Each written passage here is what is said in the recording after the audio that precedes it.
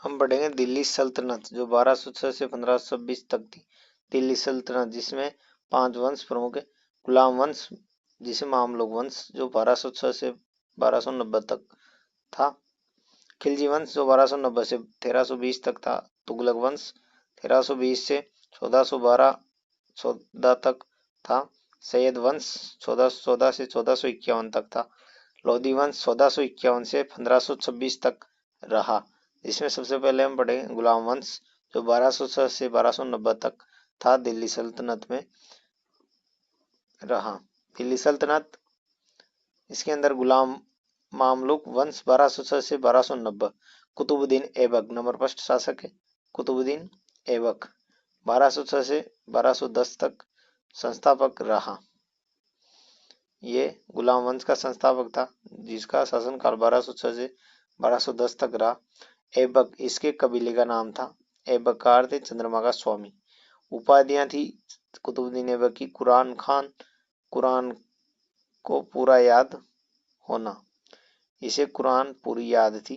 लाख बख्श जिसका अर्थ है दानी, और हातिम सेकंड भी इसकी उपाधि थी जो दयालुता के कारण मिली थी। इसकी राजधानी लाहौर थी। इसने सुल्तान की उपाधि धारण नहीं की थी। इसकी उपाधि थी सिपह सलार मलिक की ली। इसने सिपह सलार मलिक की उपाधि ली। 1208 ईस्वी में गोरी के भतीजे गयासुद्दीन गोरी ने इसे दास्ता से मुक्त किया। हसन निजामी की पुस्तक ताज उल मासिर है। 1210 ईस्वी में लाहौर में चौगान खेलते समय घोड़े से गिरकर कुतुबुद्दीन ऐबक की मृत्यु हो जाती है। इसके बाद आराम शाह, यह इलवरी नहीं है, आराम शाह शासक बना 1210 में। दूसरा शासक इल्तुतमिश 1210-11 से 1236 तक। गुलामों का गुलाम, इसे गुलामों का गुलाम कहा जाता है क्योंकि कुतुबुद्दीन का ये गुलाम था और कुतुबुद्दीन खुद भी एक गुलाम था, इसलिए इसे गुलामों का गुलाम कहते हैं। ये इलवरी तुर्क था। ये ऐबक का गुलाम तथा दामाद था। ऐबक ने इसे बदायूं का गवर्नर नियुक्त किया। इसने दिल्ली को अपनी राजधानी बनाया। इसने तुर्कान ए चहलगानी का गठन किया। तुर्कान चालीसा इल्तुतमिश के 40 विश्वास पात्र गुलामों का संगठन था जिसे तुर्कान ए चहलगानी कहते हैं। इसने भारत में इक्ता प्रणाली की शुरुआत की। प्रथम इक्ता भारत में मोहम्मद गौरी द्वारा किया गया। प्रथम इक्ता भारत में मोहम्मद गौरी द्वारा किया गया और इसने भारत में इक्ता प्रणाली की शुरुआत की। इल्तुतमिश ने इसने अरबी मुद्रा प्रणाली की शुरुआत की। टंका चांदी का सिक्का होता है। चीतल तांबे का सिक्का, चीतल तांबे का सिक्का, टंका चांदी का सिक्का। 48 चीतल बराबर 1 टंका होता है। 48 चीतल हो तांबे के सिक्को जब 1 टंका चांदी का सिक्का होगा। दिल्ली का प्रथम सुल्तान है। दिल्ली को राजधानी बनाया। त्राइन का तृतीय युद्ध 1216 ईस्वी में यल्दौज वर्सेज इल्तुतमिश, जिसमें यल्दौज की पराजय व मृत्यु हुई थी। सिंध शासक कुबाचा सिंधु नदी में डूबकर मर गया। 1221 ईस्वी में ख्वारिज्म शासक जलालुद्दीन मंगबरनी का पीछा करते हुए चंगेज खान भारतीय सीमा तक आया। वह प्रथम मंगोल आक्रमण था 1221 ईस्वी में। इल्तुतमिश ने मंगबरनी की सहायता नहीं करके मंगोल आक्रमण को टाल दिया था। इल्तुतमिश ने मंगबरनी की सहायता नहीं करके मंगोल आक्रमण को टाल दिया। 1229 ईस्वी में इसने सुल्तान की उपाधि धारण की। 1229 में इल्तुतमिश को दिल्ली सल्तनत का वास्तविक संस्थापक माना जाता है। नासिरुद्दीन को इल्तुतमिश ने अपना उत्तराधिकारी घोषित किया था। नासिरुद्दीन बंगाल में अभियान में मारा गया। रजिया को अगला उत्तराधिकारी नियुक्त किया गया। ग्वालियर से ही रजिया के नाम के सिक्के जारी कर दिए गए। इल्तुतमिश ने किया। बलबन को ग्वालियर से खरीदा गया। 1236 ईस्वी में इल्तुतमिश की मृत्यु हो गई थी। 1236 में रुकनुद्दीन फिरोज अगला शासक था। इसके काल में सभी शक्तियां इसकी मां शाह तुर्कान के हाथों में थी। रुकनुद्दीन फिरोज की नंबर 3 रजिया सुल्तान 1236 से 1240, यह जनता के सहयोग से शासिका बनी।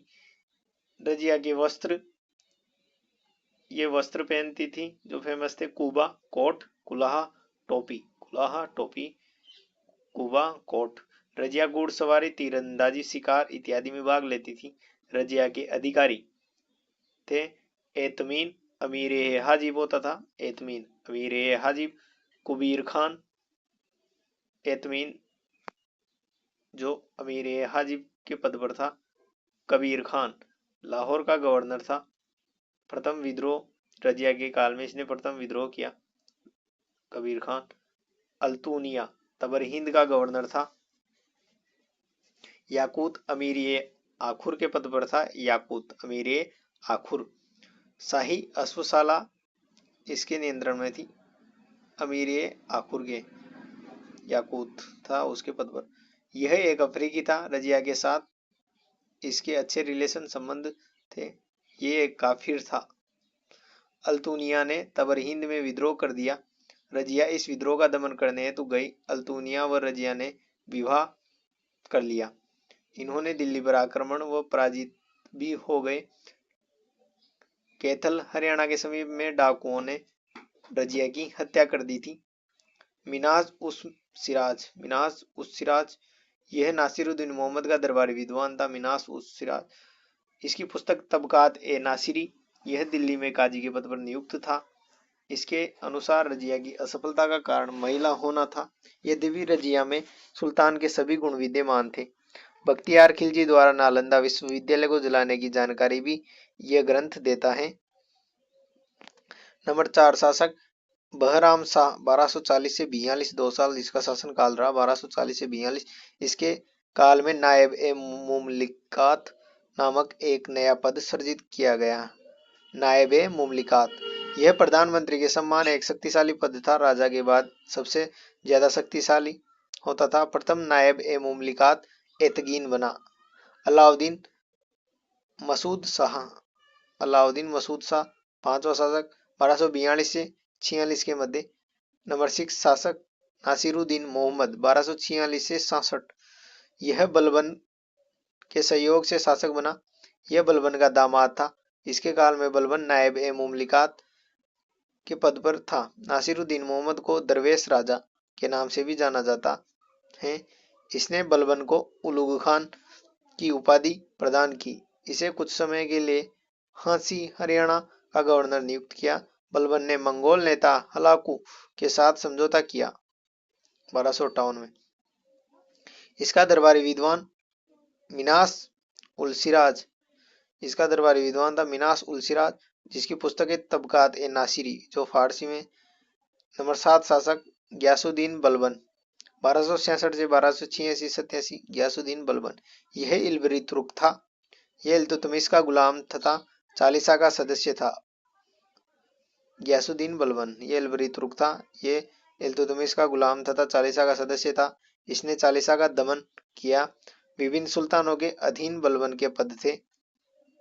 रजिया सुल्तान के समय ये अमीर ए शिखार था। बहराम शाह के समय अमीर ए आखुर था। अलाउद्दीन मसूद शाह के समय अमीर ए हाजिब और नासिरुद्दीन मोहम्मद के समय नायब ए मुमलिकात था। बलबन ने राजत्व के दैवीय सिद्धांत को अपनाया, जिसमें जिले इलाही मतलब ईश्वर की परछाई और नियाबत ए खुदाई ईश्वर का प्रतिनिधि, नियाबत ए खुदाई ईश्वर का प्रतिनिधि, जिले इलाही ईश्वर की परछाई। बलबन ने कुलीनता के सिद्धांत का पालन किया। रक्त की शुद्धता, नीले रक्त की नीति अपनाई। बलबन को ने भारत फारसी परंपराओं को लागू किया। भारत में फारसी परंपराओं को लागू किया, जैसे सिजदा, पैबोस, तुलादान, नौरोज, नौरोज का अर्थ फारसी नववर्ष, नौरोज, तुलादान, पैबोस, सिजदा। बलबन ने अपना संबंध फारस के अफरासियाब वंश के साथ स्थापित किया। अफरासियाब, इसने अफ्रीकी अंगरक्षकों की नियुक्ति की। भय का सिद्धांत अपनाया, बड़े बड़े होते थे आकार में। बलबन न्याय की सर्वोच्चता में विश्वास रखता था। इसने अपने अधिकारी बकबक को कठोर सजा दी थी, क्योंकि इसने दास को मार दिया था। बलबन ने लौह व रक्त की नीति का पालन किया, जैसे इसने मेवात व कटेहर के विद्रोह का क्रूरता से दमन किया। बंगाल के गवर्नर तुगरिल खान ने बलबन के विरुद्ध विद्रोह कर दिया।